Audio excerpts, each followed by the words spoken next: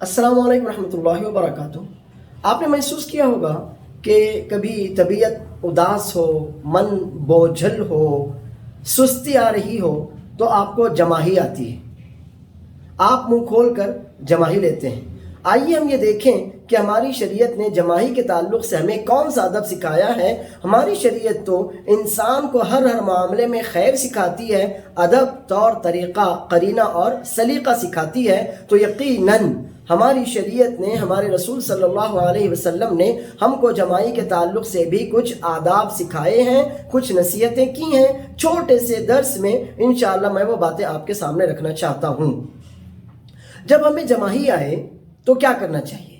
دیکھیے دو حدیثیں آپ کے سامنے ہیں۔ پہلی حدیث صحیح بخاری کی روایت ہے، ابو ہریرہ رضی اللہ عنہ اس حدیث کے راوی ہیں، حدیث نمبر 6223۔ ابو ہریرہ رضی اللہ عنہ کہتے ہیں کہ رسول اللہ صلی اللہ علیہ وسلم نے فرمایا، ان اللہ یحب العطاس ویکرہ التثاؤب، اللہ تعالی چھینک کو پسند کرتا ہے اور جماہی کو ناپسند کرتا ہے۔ معلوم ہوا کہ اللہ عز و جل پسند اور ناپسند بھی کرتا ہے۔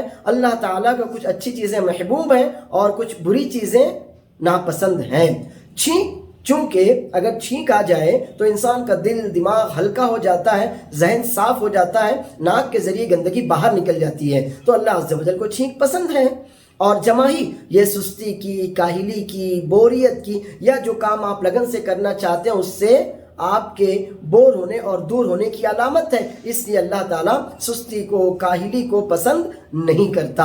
چنانچہ چھینک جو آپ کے نشاط کی، چستی کی علامت ہے، اللہ اسے پسند کرتا ہے، اور جماہی جو آپ کی سستی کی، کاہلی کی، بیزاری کی علامت ہے، اس لیے اللہ تعالیٰ اسے پسند نہیں کرتا۔ اسی حدیث میں رسول اللہ صلی اللہ علیہ وسلم آگے فرماتے ہیں، وَأَمَّا التَّثَاؤُبُ فَإِنَّمَا هُوَ مِنَ الشَّيْطَانِ فَلْيَرُدَّهُ مَا اسْتَطَاعَ فَإِذَا قَالَ هَا ضَحِكَ مِنْهُ الشَّيْطَانُ۔ اور رہی جماعی تو یہ شیطان کی جانب سے ہوتی ہے، شیطان کی جانب سے ہوتی ہے، یعنی شیطان اسے پسند کرتا ہے۔ وہ چاہتا ہے کہ انسان کاہل پڑا رہے، نیک کام میں اس کا دل نہ لگے، وہ سست پڑا رہے، اچھے کام میں اسے بوریت محسوس ہو۔ اسی لیے نماز میں آپ کو جماعی آتی ہے، خطبے میں آپ کو سستی آتی ہے، قرآن پڑھتے ہوئے آپ کو جماعی آتی ہے، اور شیطان یہی چاہتا ہے کہ نیک کام میں انسان کا دل نہ لگے، اللہ کے ذکر میں، آخرت کی یاد میں، قرآن کریم کی تلاوت میں، دعا میں، نماز میں انسان بیزاری اور بے دلی کی کیفیت سے دوچار ہو، اس لیے شیطان جماعی کو پسند کرتا ہے۔ یہی معنی ہے شیطان کی طرف سے یہ جماعی ہے۔ لہٰذا ہمیں کرنا کیا ہے؟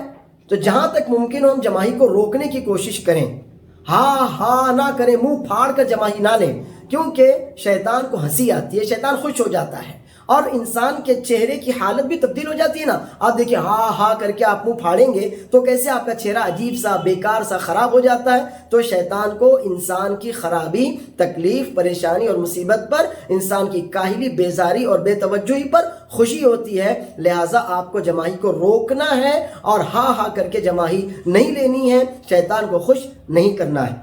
صحیح مسلم میں ایک اور طریقہ اللہ کے رسول صلی اللہ علیہ وسلم نے ہمارے سامنے رکھا ہے، حدیث نمبر 2993 اور اسی طرح 2929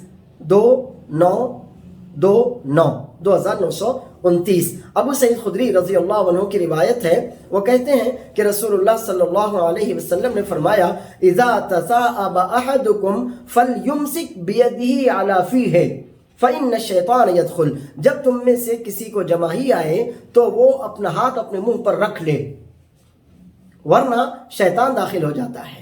شیطان انسانی جسم میں لہو کی طرح، خون کی طرح گردش کرتا ہے، ہمارے دل دماغ میں وسوسے ڈالتا ہے، اچھائیوں سے ہم کو روکتا اور برائیوں کی ہم کو رغبت، شوق دلاتا ہے۔ تو شیطان ہمارے جسم میں داخل ہو جاتا ہے۔ کیسے داخل ہوتا ہے اللہ عز و جل بہتر جانے، بس اللہ کے رسول صلی اللہ علیہ وسلم نے فرمایا، لہٰذا ہم اس بات پر ایمان رکھتے ہیں۔ اب ہمیں شیطان کو ہنسنے سے روکنا ہے، لہٰذا جماعی کو روکنا ہے۔ شیطان کو اپنے منہ میں، اپنے جسم میں داخل ہونے سے روکنا ہے، لہٰذا جماعی کو روکنا ہے۔ روکنا کس طرح سے ہے؟ یہ نہیں کہ زبردستی ہم اپنے چہرے پر اور سر پر دباؤ ڈال کر جماعی روکیں، نہیں، بلکہ فَلْيَرُدَّهُ مَا اسْتَطَاعَ کا معنی ہے فَلْيُمْسِكْ بِيَدِهِ عَلَى فِيهِ، آپ اپنا ہاتھ اپنے منہ پر رکھ لیں تاکہ شیطان کو ہنسنے کا اور آپ کے جسم میں آپ کے منہ میں داخل ہونے کا موقع نہ ملے۔